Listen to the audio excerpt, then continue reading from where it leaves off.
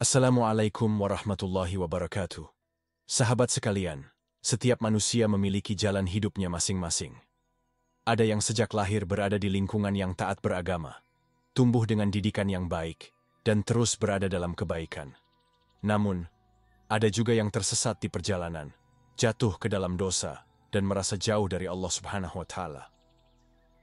Yang menjadi pertanyaan adalah, apakah seseorang yang telah bergelimang dalam kemaksiatan masih memiliki harapan untuk kembali?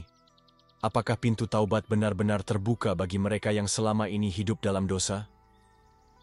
Kisah yang akan kita bahas hari ini adalah bukti nyata bahwa rahmat Allah jauh lebih luas daripada dosa-dosa manusia. Bahwa tidak peduli seberapa kelam masa lalu seseorang, jika Allah berkehendak, ia bisa berubah menjadi pribadi yang jauh lebih baik, bahkan menjadi ulama besar yang namanya dikenang sepanjang sejarah. Kita seringkali melihat seseorang yang tampaknya tak memiliki harapan untuk berubah. Mungkin karena kebiasaannya yang buruk, lingkungannya yang rusak, atau karena ia sudah terlalu lama larut dalam kesesatan. Tapi ingatlah, Allah lah yang menggenggam hati setiap manusia. Hidayah bisa datang kapan saja, bahkan dalam keadaan yang tak pernah kita duga. Kisah ini bukan sekadar cerita biasa. Ini adalah kisah nyata seorang lelaki yang pernah hidup dalam kemaksiatan, jauh dari agama, dan seakan tak memiliki masa depan yang baik. Namun, dengan kuasa Allah, hidupnya berubah sepenuhnya. Bagaimana ia bisa beralih dari kehidupan penuh dosa menjadi seorang ulama besar yang dihormati? Apa yang membuat hatinya tersentuh hingga akhirnya kembali ke jalan yang benar? Mari kita simak kisah inspiratif ini dengan penuh hikmah dan renungan.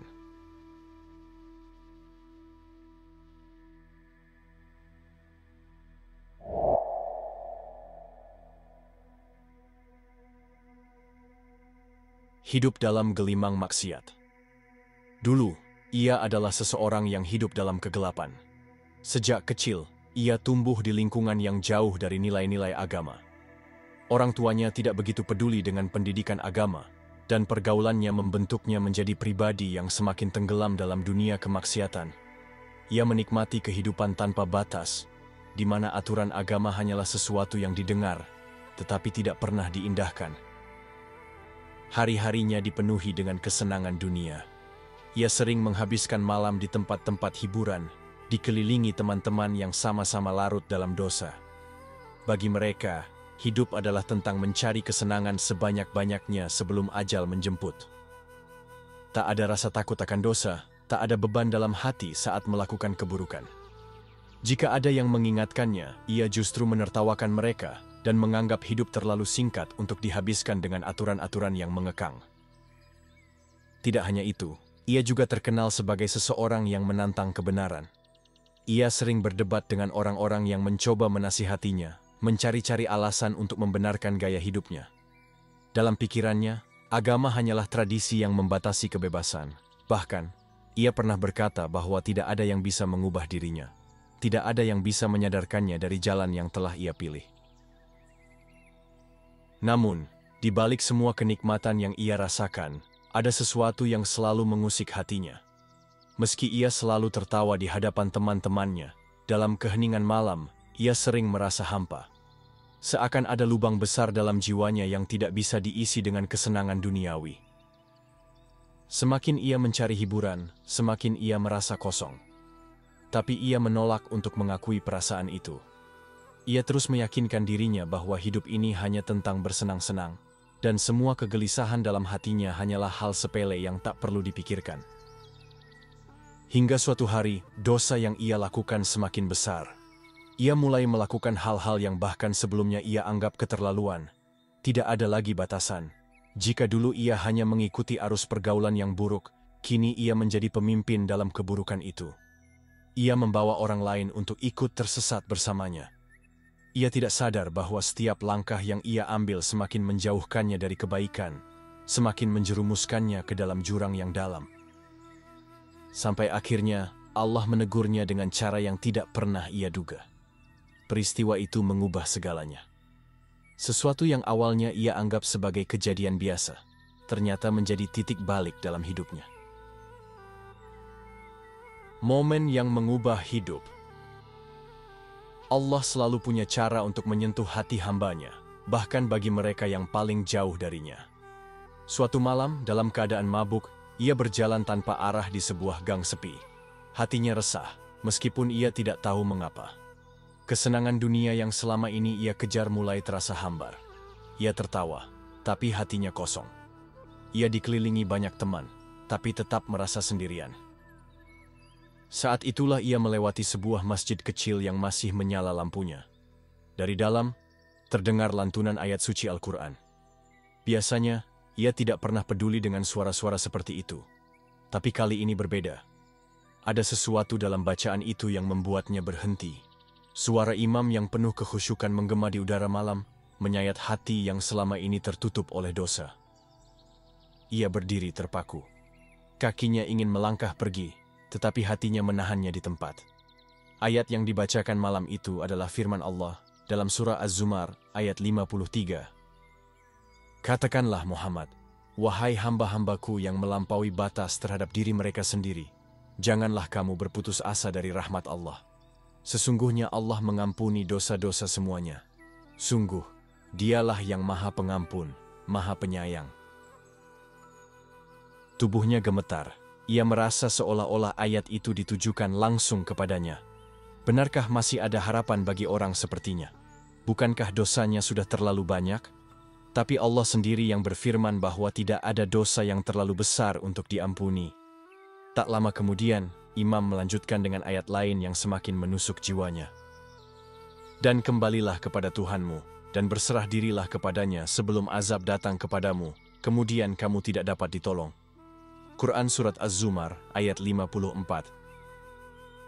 Saat itu juga, dadanya terasa sesak, pikirannya dipenuhi oleh semua keburukan yang telah ia lakukan. Ia membayangkan bagaimana jika ajal menjemputnya dalam keadaan seperti ini, dalam keadaan penuh dosa, tanpa sempat bertaubat. Bagaimana jika semua kesenangan yang ia kejar selama ini justru menjadi sebab kehancurannya? Ia tak bisa menahan air matanya. Dalam keadaan masih mabuk, ia menangis untuk pertama kalinya dalam hidupnya. Bukan karena kesedihan duniawi, tetapi karena rasa takut yang luar biasa. Takut kepada Allah, takut kepada kematian, takut kepada akhirat yang selama ini ia abaikan. Saat itu, ia menyadari satu hal, hidupnya selama ini adalah kesia-siaan. Ia telah membuang waktu bertahun-tahun dalam kelalaian, padahal Allah masih memberinya kesempatan untuk hidup. Dengan langkah yang berat, ia melangkah masuk ke dalam masjid. Beberapa orang menatapnya heran, sebagian bahkan sedikit menjauh karena mencium bau alkohol dari tubuhnya. Tapi ia tidak peduli. Ia bersimpuh di lantai masjid, menangis sejadi-jadinya. Malam itu, untuk pertama kalinya dalam hidupnya, ia bersujud kepada Allah dengan hati yang benar-benar hancur. Di dalam sujudnya, ia berbisik, "Ya Allah, jika Engkau masih mau menerimaku, aku ingin kembali kepadamu. Aku ingin berubah. Aku tidak ingin hidup seperti ini lagi." Tangisannya semakin deras. Ia merasa begitu hina, namun untuk pertama kalinya, ia juga merasakan ketenangan yang belum pernah ia rasakan sebelumnya. Ia tidak tahu bagaimana caranya berubah, tapi ia yakin satu hal. Malam itu adalah awal dari perjalanan barunya. Perjalanan taubat. Perjalanan taubatnya tidaklah mudah. Ia harus berjuang melawan hawa nafsunya sendiri, menghindari lingkungan yang membawanya pada kebiasaan lama, serta menghadapi cemoohan dari orang-orang di sekitarnya. Banyak yang tidak percaya bahwa ia benar-benar ingin berubah. Mereka mengatakan, "Sebesar apapun usaha yang kau lakukan, dosamu terlalu banyak untuk dihapus begitu saja." Tapi dalam hatinya, ia yakin bahwa Allah Maha Pengampun. Setiap malam ia menangis dalam sujudnya, memohon agar hatinya dikuatkan. Ia mulai dengan meninggalkan satu persatu kebiasaan buruknya. Jika dulu ia menghabiskan malam dengan maksiat, kini ia menggantinya dengan qiyamul lail. Jika dulu ia banyak berkata kotor dan mengolok-olok agama, kini ia lebih banyak diam dan mulai menghafal ayat-ayat Al-Quran. Namun, tak semua berjalan lancar. Ada saat-saat di mana ia merasa ingin menyerah. Bayang-bayang masa lalunya sering menghantui. Godaan untuk kembali ke jalan lama selalu ada, apalagi ketika ia merasa kesepian dan kehilangan teman-teman lama. Tapi setiap kali perasaan itu datang, ia mengingat satu hal. Kematian bisa datang kapan saja. Ia tak ingin kembali ke jalan gelap dan mengakhiri hidup dalam keadaan bermaksiat. Agar imannya semakin kuat, ia mulai mencari guru yang bisa membimbingnya. Ia mendatangi masjid dan bertanya kepada para ulama. Awalnya, banyak yang ragu kepadanya, tapi dengan ketekunan dan kesungguhannya dalam menuntut ilmu, perlahan ia mulai diterima. Para ulama melihat ketulusan dalam dirinya bahwa ia benar-benar ingin berubah. Ia mulai mempelajari tafsir Al-Quran, hadis, serta ilmu fiqih dengan penuh semangat, seolah ingin menggantikan seluruh waktu yang telah ia sia-siakan di masa lalu. Tak hanya itu, ia juga berusaha mengganti keburukan dengan kebaikan. Ia mulai aktif berdakwah, bukan sebagai ulama, tapi sebagai seseorang yang pernah tersesat dan ingin menyelamatkan orang lain, agar tidak jatuh ke dalam jurang yang sama. Ia mendatangi orang-orang yang dulu menjadi teman dekatnya, mengajak mereka untuk berubah. Sebagian menertawakannya, sebagian lagi mulai terbuka dan mengikuti jejaknya. Hingga suatu hari, ia mendapatkan sebuah momen yang membuatnya semakin yakin dengan jalan taubatnya. Saat duduk di sebuah majelis ilmu, ia mendengar seorang ulama membaca firman Allah. Katakanlah, wahai hamba-hambaku yang telah melampaui batas terhadap diri mereka sendiri. Janganlah kalian berputus asa dari rahmat Allah. Sesungguhnya Allah mengampuni dosa-dosa semuanya. Sesungguhnya dialah yang maha pengampun, maha penyayang. Quran Surat Az-Zumar ayat 53. Mendengar ayat itu, hatinya bergetar. Air matanya mengalir deras. Ia merasa seakan ayat itu adalah jawaban dari semua keresahannya selama ini. Sejak saat itu, ia semakin yakin bahwa Allah telah membuka jalan baginya. Ia tidak lagi meragukan taubatnya, tidak lagi menoleh ke belakang, dan tidak lagi merasa dirinya tidak pantas mendapatkan ampunan. Ia terus belajar, terus memperbaiki diri, dan terus menebarkan kebaikan. Sampai akhirnya, tanpa ia sadari, orang-orang mulai mengenalnya bukan sebagai mantan pendosa, tapi sebagai seorang yang berilmu. Dari seorang yang dulu menjerumuskan orang lain ke dalam maksiat, ia kini menjadi seseorang yang menuntun banyak orang menuju cahaya hidayah.